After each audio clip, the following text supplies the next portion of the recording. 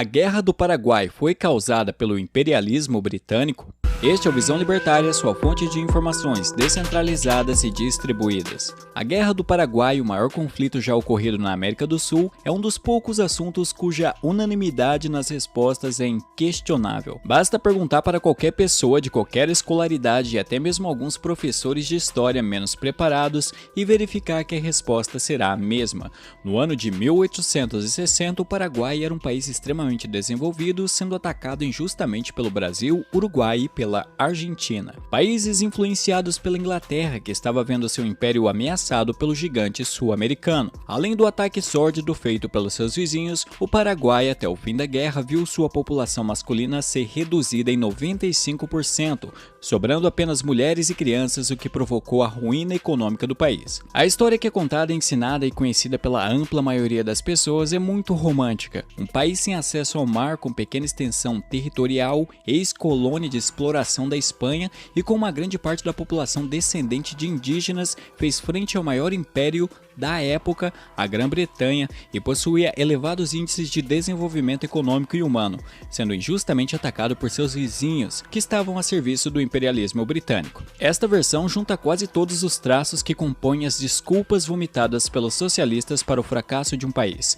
elites a serviço do capital estrangeiro, potências exploradoras e colonizadoras e um líder que estava libertando a população. Em resumo, uma terceirização da culpa do atraso. Com o Paraguai não foi diferente, mas um acontecimento considerado causador disso foi a Guerra do Paraguai, ocorrida entre 1864 e 1870. Ocorre que essa versão em que o Paraguai é a vítima começou a ser disseminada a partir da década de 70, quando o historiador argentino Leon Pommer escreveu o livro Guerra do Paraguai, Grande Negócio. A versão brasileira da mentira foi feita em 1979 com o livro Guerra do Paraguai, Genocídio Americano, escrito pelo jornalista Júlio José Chiavinato. Seguindo o roteiro, os escritores apontaram o Brasil e a Argentina como países influenciados pela Inglaterra. Solano Lopes, um então ditador paraguaio, como o mocinho da história, aquele que queria e estava melhorando a vida de seu povo, e que o fracasso econômico paraguaio no pós-guerra foi causado pelas consequências do conflito. Os livros vieram em uma boa hora para a esquerda brasileira, que lutava contra a ditadura militar instaurada no Brasil em 1964.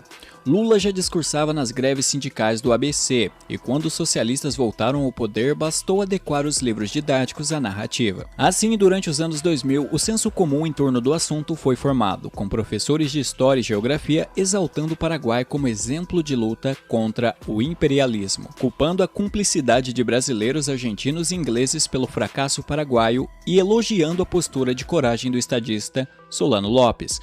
Por exemplo, a apostila didática do ano de 2007 do Colégio Objetivo, um dos maiores de São Paulo, diz: a Guerra do Paraguai deve ser entendida nos quadros do imperialismo britânico no século XIX. O Paraguai surgia como o país mais desenvolvido da América do Sul. Entretanto, o próprio Leon Pommer, no ano de 1997, admitiu em um artigo publicado na Folha que a Grã-Bretanha não promoveu o conflito, e que nem mesmo ele tinha provas de que os estadistas britânicos o tinham planejado. No ano de 2002, o historiador e diplomata brasileiro Francisco Doratiotto, que viveu 3 anos no Paraguai, buscou informações no país vizinho e escreveu o livro Maldita Guerra. Segundo sua pesquisa, o Brasil não tinha noção do poderio militar do vizinho, nunca teve a intenção de destruí-lo e o ditador paraguaio Solano Lopes agiu com insensatez ao declarar e prolongar a guerra contra o Brasil. A história da Guerra do Paraguai começa, na verdade, em 1863, no Uruguai. Naquele ano, o Uruguai entrou em uma guerra civil. De um lado, o presidente uruguaio Bernardo Berro, do Partido Blanco, que se relacionava com Justo Urquiza, líder da oposição na Argentina, e Solano Lopes, o ditador paraguaio. Do outro, o caudilho Venâncio Flores, membro do Partido Colorado e organizador do movimento armado, o líder argentino Bartolomé Mitre e o imperador brasileiro Dom Pedro II. Solano Lopes, que apoiava os blancos, ficou receoso e temia uma investida brasileira e/ou argentina contra o seu país. Entretanto, em nenhum momento o governo argentino ou brasileiro cogitou invadir o Paraguai. O Paraguai, na época, não contava com bons diplomatas, não tinha jornais privados e nem partidos de oposição para discutir a medida. Assim, baseado em uma ameaça que não existia, Solano Lopes resolveu atacar o Brasil. Em dezembro de 1864, tropas paraguaias invadiram o Mato Grosso e, em abril de 1865, a província de Corrientes, na Argentina. Como consequência, no dia 1º de maio de 1865, Brasil, Argentina e Uruguai assinaram o Tratado da Tríplice Aliança. Com isso, a primeira falácia sobre a Guerra do Paraguai é desmentida. A Grã-Bretanha não teve influência nas causas do conflito. O Império do Brasil e a Grã-Bretanha estavam com as relações diplomáticas rompidas desde 1863 por conta da questão Christie. William Dougal Christie, um diplomata britânico, deu ordens aos navios de guerra de seu país para bloquear a Baía de Guanabara. O incidente ocorreu por suspeitas de que um navio britânico chamado Prince of Wales teve sua carga pilhada por navios brasileiros no litoral gaúcho. Sob a ameaça do uso da força, Christie exigiu do governo imperial o pagamento de 3.200 libras esterlinas. As relações diplomáticas entre os países só foram restabelecidas em setembro de 1865, quase um ano depois da invasão paraguaia ao território brasileiro. Esse incidente não foi o único motivo para refutar a hipótese da ajuda britânica, pois a Grã-Bretanha não via essa guerra com bons olhos, já que havia vários investimentos ingleses no Brasil, onde 72% de todas as ferrovias eram de companhias inglesas, e no Paraguai, onde mais de 200 ingleses trabalhavam em projetos de instalação de telégrafos. O chanceler britânico Edward Thornton, em 1866, convocado para explicar ao parlamento britânico o que estava acontecendo na região do Rio da Prata, afirmou que a Grã-Bretanha era neutra no conflito. Além disso, apenas 8% do financiamento da guerra veio de empréstimos externos. Ora, mas se a culpa não foi da Grã-Bretanha, então de quem foi? Só existe uma resposta: Solano Lopes, o ditador paraguaio. O Paraguai na época era uma república, porém o cargo de presidente era vitalício e hereditário. Assim, com a morte de seu pai em 1862, Solano assumiu a presidência do país. Em 1864, decidiu invadir um país com 22 vezes mais habitantes que o seu, o Brasil. É verdade que, no início do conflito, o Paraguai levou vantagem. O país contava com um exército de 77 mil homens contra 18 mil militares brasileiros. Assim, quando os soldados paraguaios invadiram o Mato Grosso, as vitórias foram fáceis, já que havia pouco mais de 875 militares brasileiros guardando toda a área. A reação brasileira demorou 5 meses para ocorrer. Isso porque era muito difícil encontrar pessoas dispostas a servir. Os quartéis e o exército em si eram considerados locais destinados a miseráveis que não tinham alternativas. Foi necessário, durante o conflito, reformar o quadro militar brasileiro, aumentar salários e dar mais incentivos àqueles que iam à guerra. Após a organização brasileira e as constantes derrotas, estava claro que o Paraguai seria derrotado. Apenas um ano depois do início da guerra, já haviam 50 mil baixas no lado paraguaio, número que inclui mortos, doentes, prisioneiros, desaparecidos e feridos, contra 20 mil brasileiros e argentinos. Mesmo assim, como todo bom ditador, Solano Lopes insistiu no conflito, colocando soldados despreparados, malnutridos e mal equipados para a morte certa nos campos de guerra. O que seria da população paraguaia se não fosse a benevolência de Solano, não é mesmo? Ao final do conflito, Solano foi capturado por tropas aliadas durante a Batalha do Cerro Corá, em 1870. O que chama a atenção foi a facilidade de distinguir Solano dos outros combatentes paraguaios, pois ele era o único gordo que restava no país. O Paraguai, ao contrário do que é ensinado nas escolas e nos livros didáticos, não era um país desenvolvido nos anos 1860. Toda a economia paraguaia se resumia à exportação de erva mate, tabaco e madeira. Quase todas as terras, 90%, pertenciam à família de Solano Lopes e apenas os amigos do presidente poderiam entrar no ramo da erva mate, um claro exemplo de como quem comanda o Estado não pensa no povo, mas sim em benefícios pessoais. Portanto, o Paraguai era um país rural, burocrático, atrasado e que servia aos interesses da família que estava no poder. Nem mesmo tinha um jornal privado, apenas o jornal estatal. Cerca de 75% dos produtos industrializados eram importados. Coisas simples como talheres e potes de vidros, por exemplo, eram trazidos da Europa. O Uruguai, mesmo com a metade da população paraguaia da época, exportava 6 vezes mais. Mesmo desconsiderando esses fatos, culpar a guerra ocorrida há mais de 150 anos pelo atraso paraguaio não faz sentido. Países como Japão e Alemanha, mesmo arrasados pela Segunda Guerra Mundial, se reergueram em poucos anos.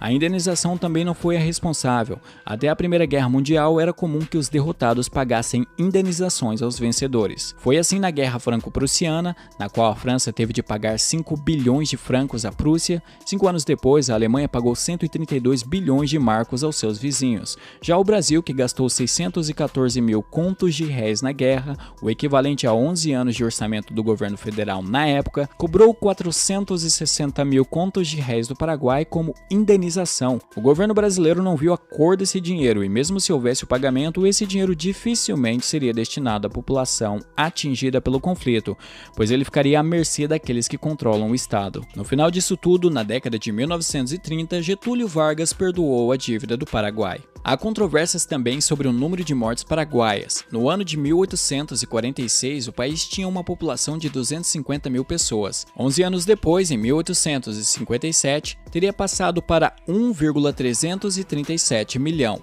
já levantando suspeitas sobre os censos do país. A historiadora Vera Blin-Reber, em 1988, fez um estudo sobre a população paraguaia da época. Segundo a autora, o total de habitantes no país não passava de 320 mil antes da guerra, e a redução do número de habitantes por conta do conflito, segundo a autora, fica entre 8,7% e até 18% da população. Porém, a maior parte das mortes não foi por conta dos combates, mas sim devido a doenças, fome e a exaustão física provocadas pelas ordens do ditador Solano Lopes. No ano de 1867, por exemplo, 4 mil soldados brasileiros morreram de cólera. No lado paraguaio, ocorreram 50 mortes por dia por conta da doença. As condições eram tão precárias que, mesmo com todos os privilégios, Solano Lopes acabou contraindo a mesma doença. Também é necessário considerar que uma parcela desses desaparecidos era composta de paraguaios que emigraram ou que viviam em territórios que foram reconhecidos como soberania da Argentina e do Brasil no pós-guerra, já que o Paraguai perdeu partes de seu território para o Brasil e para a Argentina. Sim, esse é um valor muito longe dos 70% que muitos alegam, mas ainda assim é muito alto. O genocídio não existe, mas se existisse, o culpado seria Solano Lopes e não o Brasil. É inadmissível que vidas sejam ceifadas em nome dos interesses de poucas pessoas, onde eles justificam o banho de sangue dizendo que é pela defesa de uma linha imaginária, como Hans Hermann Hoppe argumenta nos livros Democracia, o Deus que Falhou e Uma Breve História do Homem, Progresso e Declínio. Não é o ditador que arca com os custos da guerra, mas sim o seu povo. Se é possível achar uma utilidade na monarquia, essa seria que, nesse regime, a guerra era considerada um assunto que dizia respeito apenas ao monarca, não cabendo à população se envolver diretamente.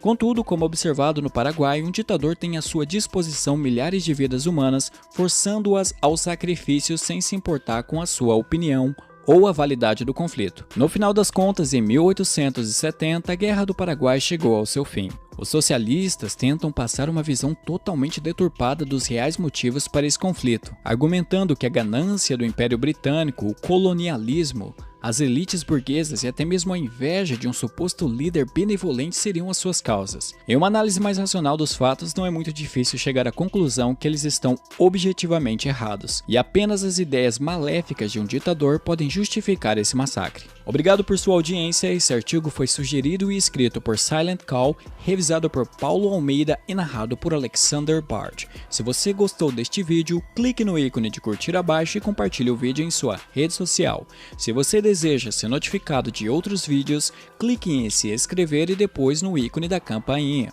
Até a próxima!